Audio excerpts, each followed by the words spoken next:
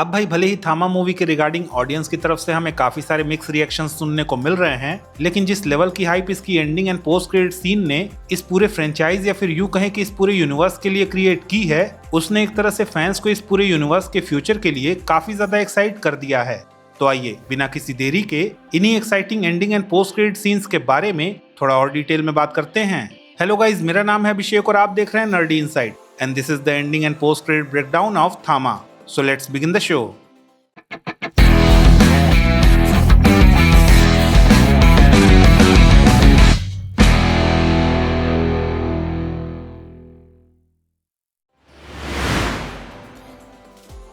तो भाई फिल्म के क्लाइमैक्स में जब ताड़का के स्क्रीम से बेतालों के मंदिर में रखी देवी की मूर्ति के हाथों में रखा हुआ ऑब्जेक्ट टूटता है तो आलोक को एक तरह से देवी का आशीर्वाद मिलता है, जिसके बाद आलोक वो पहला बेताल बनता है जिसका दिल धड़क रहा होता है। और भाई इसी वजह से भविष्यवाणी के हिसाब से अब वो बेतालों का थामा या फिर लीडर बन चुका है। खैर, इसके बाद आलोक यक्षासन को पीटकर उसे वापस से शापित पर्वत पे कैद करता है और बेतालों की इस पूरी दुनिया में एक तरह से डेमोक्रेसी स्टैब्लिश करते हुए ये ऐलान करता है कि अब कोई भी बेताल किसी के आगे नहीं झुकेगा। खैर, इसके बाद हम सरकटे को यक्षासन के पास आते हुए देखते हैं, जो उसे उसकी उन बेड़ियों जिन्हें यक्षासन 75 सालों से भी नहीं तोड़ पाया था, उसे पूरी तरह से गलाकर यक्षासन को बेतालों की कैद से आजाद कराकर अपने साथ ले जाता है। लेकिन भाई यहाँ पे क्वेश्चन ये आता है कि अगर सरकटा स्त्री 2 में मारा गया था तो ये सरकटा वापस आया कैसे? तो वेल, यहाँ पे भले ही ये कैरेक्टर सरकटे जैसा दिख रहा हो पर ये सरकटा है नहीं। इनफैक्ट ये स्त्री 2 में दिखने वाला अक्षय कुमार का कैरेक्टर है,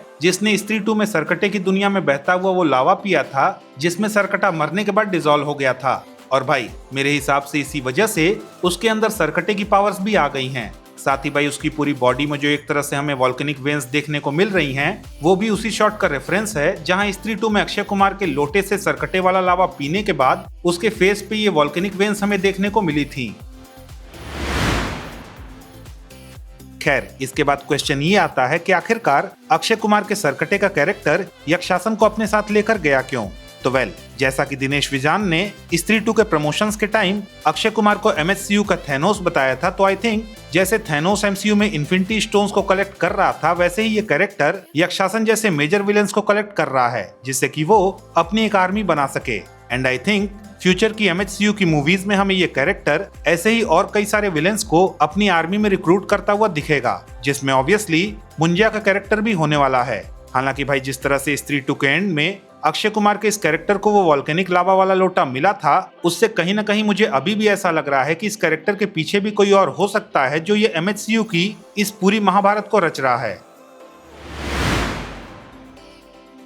तो भाई फिल्म में हमें पता चला कि सरकटे से जम के पिटने के बाद भास्कर भेड़िए में वापस से ट्रांसफॉर्म नहीं हो पा रहा था, जिसके बाद एल्विश करीम प्रभाकर की सलाह पे वो आलोक जो कि नया नया बेताल बना है उसके खून की एक बूंद पीता है और वो अपने ट्रू वेयरवुल्फ वाले अवतार में ट्रांसफॉर्म हो जाता है, जो कि पहले से भी कहीं ज्यादा खतरनाक है। खैर, फिल्म के मिड क्रेडिट सीन में जब सभी को ये पता चलता है कि कोई यक्षासन को भगा कर ले गया है, तो रक्ताक्ष आलोक को बताता है कि अब यक्षासन फिर से अपनी बेतालों की आर्मी बनाने वाले मिशन पे आगे बढ़ेगा और इसी प्रोसेस में वो इंसानों का खून पीकर इतना ज्यादा शक्तिशाली बन जाएगा कि आलोक को उसे रोकने के लिए और भी कहीं ज्यादा शक्तिशाली बनना पड़ेगा। और ऐसा बनने के लिए उसे भेड़िए का खून पीना पड़ेगा, जो कि आई थिंक हमें भेड़िया 2 मूवी में होता हुआ दिखेगा, जहां आलोक और भास्कर एक बार फिर से एक और बैटल में हमें एक दूसरे के आमने सामने देखने को मिलेंगे। साथ ही जिस तरह से इसी मिड क्रेडिट सीन में जब हम भेड़िया को बेतालों की सीक्रेट सिटी में आते हुए देखते हैं, तो वो अपने आप में ये डाउट क्रिएट कर रहा है कि जब सिटी का दरवाजा बेतालों के हैंड को स्कैन करके खुल रहा है तो उसे भेड़िया ने खोला कैसे? तो वेल, उसका एक्यूरेट आंसर तो हमें भेड़िया 2 में देखने को मिलेगा, पर आई थिंक क्योंकि भेड़िया मूवी में हमें बताया जाता है कि भेड़िया एक तरह से जंगल का रक्षक है, तो शायद इसी वजह से उसके पास जंगल के अंदर हर एक हिडन डोर को एक्सेस करने की सुपर पावर्स होंगी, जिसका यूज करके वो वहां पहुंचा होगा।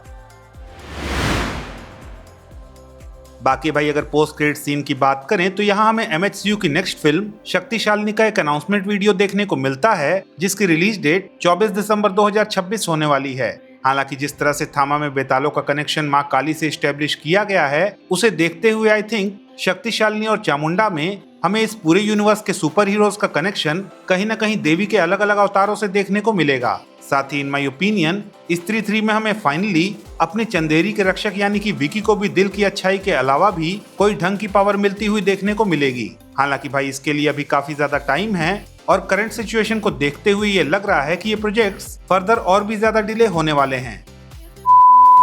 तो भाई दैट्स इट, ये था मेरा थामा के ending and post credit scenes का ब्रेकडाउन और एनालिसिस। अगर आपको ये ब्रेकडाउन पसंद आया तो प्लीज इस वीडियो को लाइक कीजिए, शेयर कीजिए और हाँ, अगर आपके कुछ सजेशंस हैं तो please don't forget to comment और जाते जाते प्लीज इस चैनल को सब्सक्राइब करना भी ना भूलें। तो मिलता हूँ मैं आपसे अगली वीडियो में, तब तक के लिए have fun and enjoy the day.